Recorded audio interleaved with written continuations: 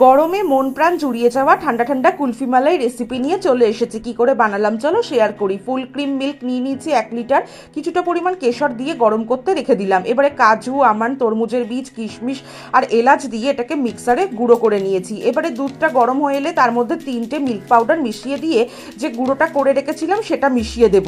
গুঁড়োটা তখনই দেবো যখন মোটামুটি দুধটা 1 লিটার থেকে 600 থেকে 700 ml হয়ে যাবে। এবারে আর কি চিনি দিয়ে ঘন থকথকে একটা ব্যাটার রেডি করে নিয়েছি। এবারে মিশ্রণটা ঠান্ডা করলে মিক্সারে পেস্ট করে নেব। দেখো এরকম পাতলা কিন্তু হয়ে যাবে, তবে খুব পাতলা করো না, তাহলে খেতে খুব একটা ভালো লাগবে না।